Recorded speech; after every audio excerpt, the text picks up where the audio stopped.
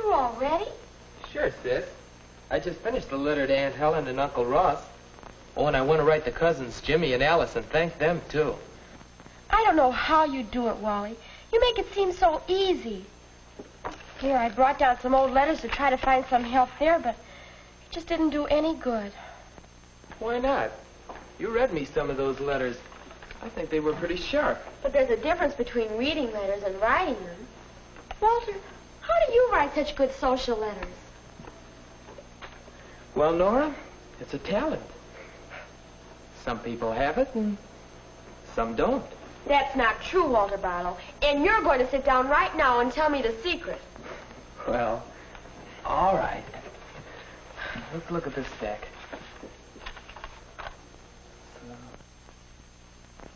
What are you doing? There. You see, Nora, different letters have different purposes. They do all kinds of things. There are letters of invitations, and some of them are formal ones. Now, let's see. You don't seem to have one here, but I got one in the mail just today.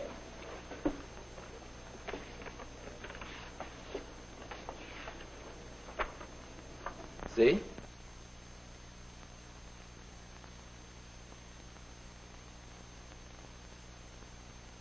You'll notice it's written in the third person.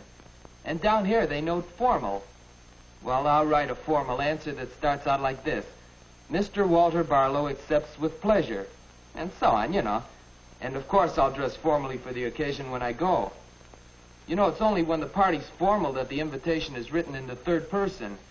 Now take an informal invitation like this one.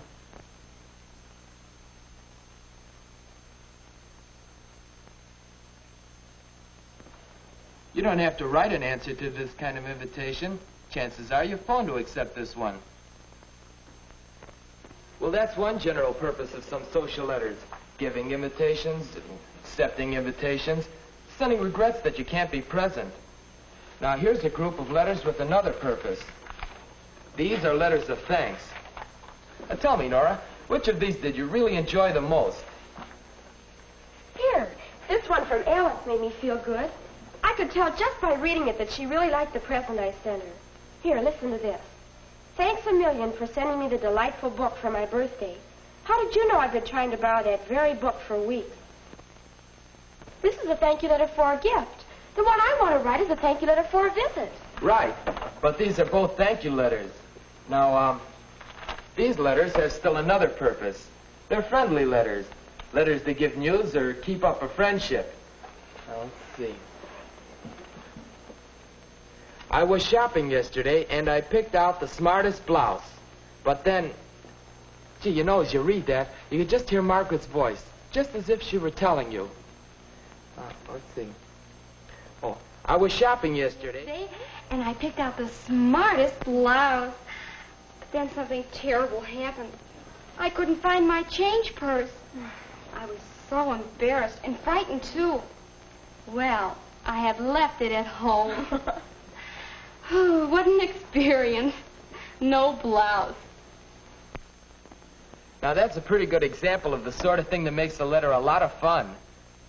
And then there's another type of social letter. It's the letter of sympathy. We don't have one here, but I got a lot of them when I had pneumonia.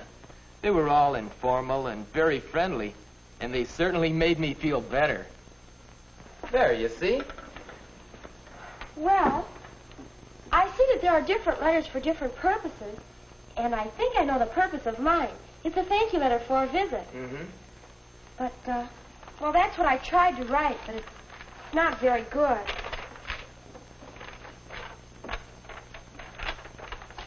On notebook paper.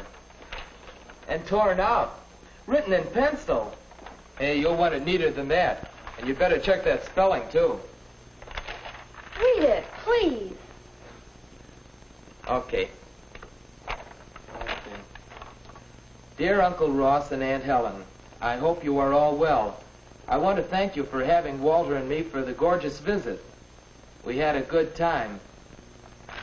Can you imagine what they think if they read such a letter?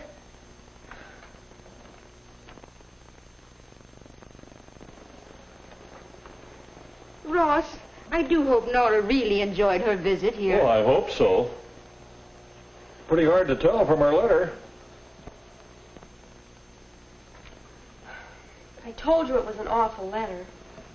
Well, what do you want Aunt Helen and Uncle Ross to think? I mean, how do you want them to feel after they read your letter? Well, I want them to feel pleased. After all, that's the whole purpose in writing the letter, to make them glad that they invited me. Why don't you try again now? All right.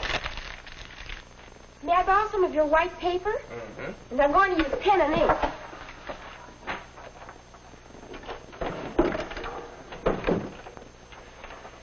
Now try to imagine what you want your letter to look like. Look at the page. See what should go on it. First, you'll want your address and the date, of course. Then the salutation. And the main part of the letter.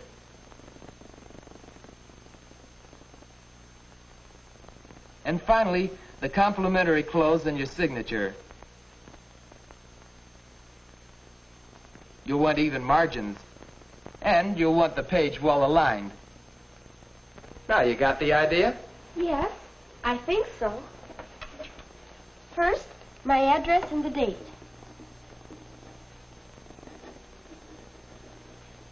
And then the salutation. Dear Aunt Helen and Uncle Ross. Mm-hmm. How's that going to be? Seems like a good start. Now, what are you going to say? Well, I want to say thank you.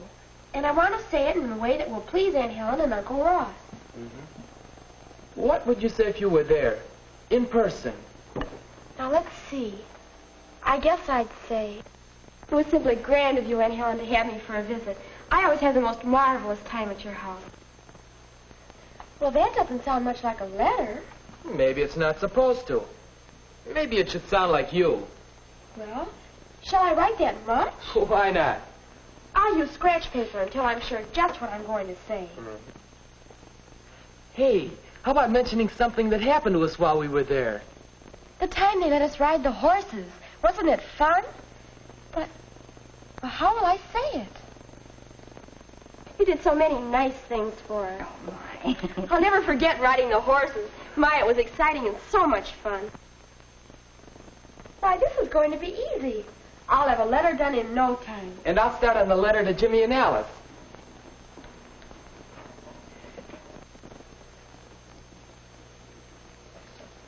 There. I think that's a good thank you note. Do you want to hear it?